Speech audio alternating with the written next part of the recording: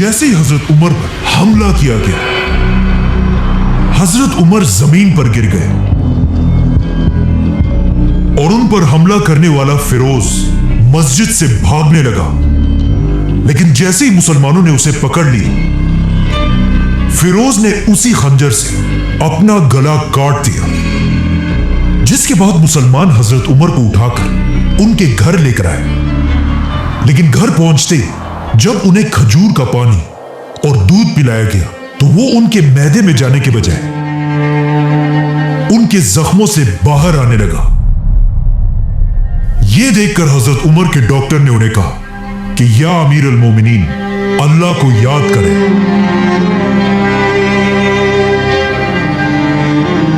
کیونکہ اب آپ کا زندہ رہنا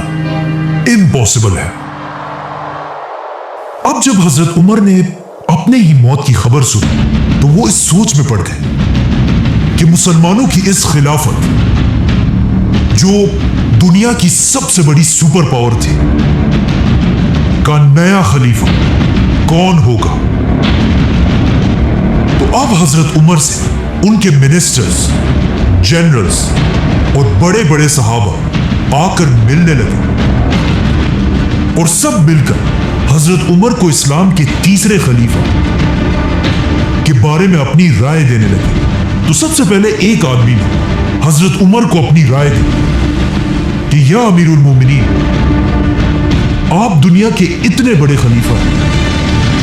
اور دنیا کا رواج یہ ہے کہ ہر بڑے بادشاہ کے بعد اسی کا بیٹا بادشاہ بنتا ہے، تو اب آپ بھی اپنے بعد اپنے بیٹے عبداللہ بن عمر کو مسلمانوں کا نیا خلیفہ بنائیں۔ یہ سن کر حضرت عمر نے اسے دیکھا اور کہا، اللہ تمہیں تباہ کرے، افسوس ہے تمہاری اس سوچ پر۔ میں نے اپنی پوری زندگی میں کبھی بھی یہ نہیں چاہا کہ مسلمانوں کی خلافت میرے خاندان کو ملے، کیونکہ حضرت عمر یہ نہیں چاہتے تھے کہ مسلمانوں کی خلافت بھی رومن اور پرشین امپائر کے بادشاہوں کی طرح صرف ایک خاندان کے کنٹرول میں رہے۔ اب جب حضرت عمر نے سب کے سامنے اپنے بیٹے کو خلافت سے دور کر دیا تھا تو مدینہ کے سارے لوگ حیران تھے کہ آخر حضرت عمر کس کو خلیفہ نومینیٹ کریں گے۔ فائنلی حضرت عمر نے اپنے بیٹے کو پاس بلایا اور اسے کہا، لکھو، میں اپنے بعد صرف 6 لوگوں کو مسلمانوں کا خلیفہ بننے کے قابل سمجھتا ہوں۔ یہ 6 صحابہ کوئی عام لوگ نہیں تھے، بلکہ ان سب کا تعلق ان 10 لوگوں سے تھا جنہیں رسول اللہ صلی اللہ علیہ وسلم نے اپنی زندگی میں جنت کی خوشخبری سنائی تھی، جنہیں 10 مبشر 10 بلیس صحابہ کہا جاتا ہے۔ لیکن اب مسئلہ یہ تھا کہ ان 10 صحابہ میں ایک تو حضرت عمر خود تھے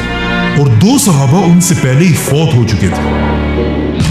اور 7 صحابہ ایسے تھے جو اب بھی زندہ تھے۔ تو حضرت عمر نے ان 7 صحابہ میں سے 6 کو خلافت کے لیے نومینیٹ کیا اور صرف ایک کو باہر رکھا، کیونکہ اس صحابی کا نام سعید بن زید تھا اور یہ حضرت عمر کے کزن اور انہی کے قبیلے سے تھا۔ مطلب حضرت عمر اگین یہ نہیں چاہتے تھے کہ خلافت کسی ایک خاندان کے کنٹرول میں ہے، چاہے وہ خاندان ان کا اپنا ہی کیوں نہ ہو۔ ساتھ ہی حضرت عمر نے یہ آرڈر بھی دیا کہ میرے بیٹے عبداللہ بن عمر کو بھی خلافت کے اس فیصلے میں شامل کیا جائے، لیکن اسے مسلمانوں کا خلیفہ بننے کی اجازت نہیں۔ حضرت عمر نے وفات سے پہلے مسلمانوں کو کلیئر آرڈرز دیے تھے کہ مجھے دفنانے کے فوراً بعد ان 6 صحابہ کو مدینہ کے ایک گھر میں بند کر دیا جائے تاکہ یہ خلیفہ کا فیصلہ کر سکے، جس کے بعد ان کے پاس صرف 3 دن کا ٹائم ہوگا کہ یہ لوگ آپس میں ڈیسائیڈ کر کے کسی ایک کو مسلمانوں کا تیسرا خلیفہ بنائیں اور ساتھ ہی 50 لوگوں کو تلواروں کے ساتھ اس گھر کے باہر ان کی حفاظت کے لیے کھڑا کیا جائے۔ ایسا حضرت عمر نے اس لیے بھی کیا کہ ان 6 لوگوں میں سے کوئی بھی خلیفہ کے اس الیکشن کے دوران اپنے قبیلے کے لوگوں سے نہ مل سکے، تاکہ وہ ان کے ذہنوں میں ادھر ادھر کی باتیں نہ ڈالیں اور یہ خود اپنی مرضی سے فیصلہ کریں۔ اور پھر حضرت عمر نے اپنا آخری حکم دیا کہ جب یہ 6 صحابہ کسی ایک کو خلیفہ بنا دے، اس کے بعد ہر آدمی کو یہ فیصلہ ماننا ہوگا، اور جو نہ مانے اس کا سر کاٹ دیا جائے۔ اس طرح حضرت عمر نے مسلمانوں کی تاریخ کے پہلے الیکشنز کا سسٹم بنایا، اور صرف مسلمانوں کے نہیں بلکہ یہ دنیا کے سب سے پہلے الیکشنز میں سے ایک تھا۔ تو اب یہ سب کرنے کے بعد حضرت عمر نے آنے والے نئے خلیفہ کو اپنی آخری ایڈوائس دی۔ اے مسلمانوں کے نئے خلیفہ، ہمیشہ اللہ سے ڈرتے رہنا، مہاجرین اور انصار کا خاص خیال رکھنا، تمہاری خلافت میں رہنے والے نان مسلمز کی ایسی حفاظت کرنا جیسے تم اپنے مسلمان بھائیوں کی کرتے ہو، اور یاد رکھنا کبھی بھی اپنے خاندان کے لوگوں کو مسلمانوں کی گردنوں پر سوار مت کرنا۔ جیسے ہی حضرت عمر کو دفنایا گیا، یہ 6 صحابہ مدینہ کے ایک گھر میں جمع ہوئے اور حضرت عمر کے آرڈرز کے مطابق اسلام کے تیسرے خلیفہ کا فیصلہ کرنے لگے۔ اب اگر ان 6 صحابہ کی لائفز کو غور سے دیکھا جائے تو ان میں سے 3 صحابہ ایسے تھے جو حضرت عمر کے دور میں فوجی جنرلز تھے، اور باقی 3 ایسے تھے جو سیویلینز تھے۔ تو جیسے ہی ووٹنگ شروع ہوئی، ان 3 فوجی صحابہ نے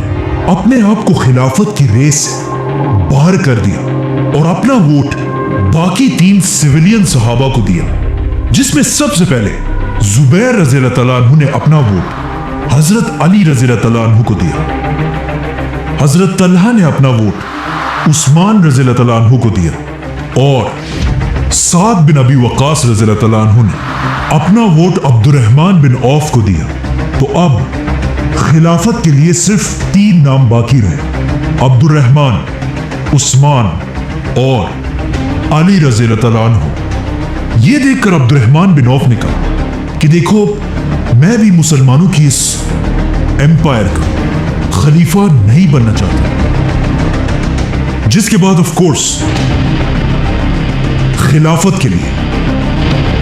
صرف 2 نام باقی رہے، عثمان اور علی۔ اس وقت عثمان رضی اللہ تعالیٰ عنہ کی ایج آلموسٹ 70 سال تھی، جس کے مقابلے میں حضرت علی کی ایج صرف اور صرف 45 ایئرز تھی۔ مطلب حضرت عثمان حضرت علی سے تقریباً 25 سال بڑے تھے، اور ان دونوں میں مسلمانوں کا خلیفہ کون ہوگا، یہ فیصلہ حضرت عبد الرحمن بن عوف نے کرنا تھا، کیونکہ انہوں نے ابھی تک اپنا ووٹ کسی کو نہیں دیا تھا۔ اب جب مسلمانوں کا نیا خلیفہ چوز کرنے کی ساری طاقت عبد الرحمن بن عوف کے ہاتھ میں تھی، جو ایک بہت بڑی ذمہ داری تھی، تو اب اس کا فیصلہ کرنے سے پہلے عبد الرحمن بن عوف رضی اللہ تعالیٰ عنہ مدینہ کے بڑے بڑے صحابہ کے پاس گئے اور ان سے ان کی رائے پوچھی، جس کے بعد وہ مسلمانوں کی فوج کے کمانڈرز کے پاس گئے، ان کی بھی رائے لی، اور خلیفہ کے اس ڈیسیژن میں عبد الرحمن بن عوف نے مدینہ کے عورتوں سے بھی مشورہ کیا۔ اسی طرح عبد الرحمن بن عوف مدینہ کے یوتھ اور ایون غلاموں کے پاس بھی گئے کہ اسلام کا نیا خلیفہ کس کو ہونا چاہیے۔ تو اب ان سب لوگوں سے ملنے کے بعد عبد الرحمن بن عوف کو یہ بات کنفرم ہو چکی تھی کہ پورے عرب میں حضرت عثمان اور علی رضی اللہ تعالیٰ عنہ سے زیادہ کوئی بھی خلافت کا حقدار نہیں ہے۔ لیکن ان سب لوگوں سے بات کرنے کے بعد عبد الرحمن بن عوف نے نوٹ کیا کہ عرب کی عوام میں حضرت عثمان کی پاپولیرٹی حضرت علی سے تھوڑی سی زیادہ ہے، اور ایسا اس لیے تھا کیونکہ حضرت عثمان ایک صحابی ہونے کے ساتھ ساتھ اس خلافت کے سب سے امیر آدمی بھی تھے، और मुसलमानों की इस पूरी खिलाफत में अपनी जेनरोसिटी और सखावत की वजह से मशहूर थे, जिसकी वजह से अरब के आम लोग हजरत उस्मान को बहुत पसंद किया करते थे। इसके अलावा एक पॉइंट यह भी था कि अब तक हजरत उमर अपने 10 साल की खिलाफत में एक बहुत ही सख्त खलीफा थे और उन्होंने अपने 10 सालों में बहुत ही स्ट्रिक्ट रूल्स बनाए थे। लेकिन हजरत उस्मान के बारे में यह मशहूर था कि यह हजरत उमर से बिल्कुल ऑपोजिट, एक बहुत ही नरम दिल इंसान है। और हजरत अली के बारे में सबको पता था कि वो भी हजरत उमर की तरह एक सख्त खलीफा बनेगा। यह देखकर हजरत अब्दुर्रहमान बिन औफ उस्मान रज़ियल्लाहु तआला अन्हु के पास गए और उनसे पूछा कि तुम्हारा क्या ख्याल है, अगर तुम मेरी जगह होते तो किसको खलीफा बनाते? जिस पर हजरत उस्मान ने कहा कि मैं अली रज़ियल्लाहु तआला अन्हु को मुसलमानों का खलीफा बनाता। इसी तरह हजरत अब्दुर्रहमान अली रज़ियल्लाहु तआला अन्हु के पास भी गए और उनसे भी यही बात पूछी तो हजरत अली ने भी कहा कि मैं मुसलमानों का खलीफा उस्मान को बनाता। जैसे ही 3 दिन पूरे हुए, मदीना के सारे मुसलमान फजर की नमाज में मस्जिद नबवी में जमा हुए और इस बात का इंतजार करने लगे कि मुसलमानों का नया खलीफा कौन होगा। कहा जाता है कि उस दिन मस्जिद में इतने लोग जमा थे कि इवन हजरत उस्मान को भी बैठने की जगह नहीं मिली और वो मस्जिद के सबसे आखिर में जाकर बैठे। नाउ पूरी मस्जिद खामोशी से तीसरे खलीफा के नाम का इंतजार करने लगे। तो अब्दुर्रहमान बिन औफ इन सब के सामने खड़े हुए और एक लंबी दुआ करने के बाद सबसे पहले हजरत अली को अपने पास बुलाया और उनका हाथ पकड़कर पूछा, अली, क्या तुम अल्लाह, उसके रसूल और अबू बकर और उमर के तरीके पर चलोगे? तो हजरत अली ने कहा कि मैं उतना ही कर सकता हूं जितना मुझ में ताकत हो, मतलब I will do my best. जिसके बाद अब्दुर्रहमान बिन औफ ने हजरत उस्मान को अपने पास बुलाया, उनका हाथ पकड़ा और उनसे भी यही सेम बात पूछी। जिस पर हजरत उस्मान ने कहा कि अल्लाह की कसम मैं ऐसा ही करूंगा।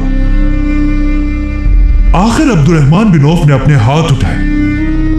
आसमान की तरफ देखा और कहा, या अल्लाह, खिलाफत की जो जिम्मेदारी आपने मेरे ऊपर डाली थी उसे मैं आज उस्मान के हवाले करता हूं और यही मुसलमानों का नया खलीफा होगा। यह सुनकर सबसे पहले हजरत अली ने उस्मान रज़ियल्लाहु तआला अन्हु के हाथ पर बैत की। जिसके बाद मस्जिद में बैठे सारे लोग हजरत उस्मान के पास आकर उनके हाथ पर बैत करने लगे। तो हजरत उस्मान मस्जिद नबवी में रसूलुल्लाह सल्लल्लाहु अलैहि वसल्लम के मिंबर पर चढ़े और अपनी खिलाफत की पहली स्पीच की, जिसमें उन्होंने लोगों को दुनिया की मोहब्बत छोड़कर आखिरत की जिंदगी की तैयारी करने का हुक्म दिया। ऑलमोस्ट 70 साल की उम्र में खलीफा बनने के बाद हजरत उस्मान ने अपना सबसे पहला हुक्म यह दिया कि मुसलमानों की इस खिलाफत की पूरी फौज और गवर्नमेंट ऑफिसर्स की तनख्वाहों को बढ़ा दिया जाए। और फिर मदीना से हजरत उस्मान ने सारे गवर्नर्स की तरफ लेटर्स भेजे, कूफा, बसरा, दमश्क, अलेक्जेंड्रिया। इन लेटर्स में हजरत उस्मान ने क्लियर ऑर्डर दिया था कि हजरत उमर तो दुनिया से चले गए, लेकिन मुसलमानों की यह खिलाफत अब भी उसी तरह चलेगी जैसे हजरत उमर के दौर में थी। अब जैसे ये लेटर्स मदीना से इन गवर्नर तक पहुंचे तो वो सब इन लेटर्स को पढ़कर हैरान रह गए, क्योंकि पहली बार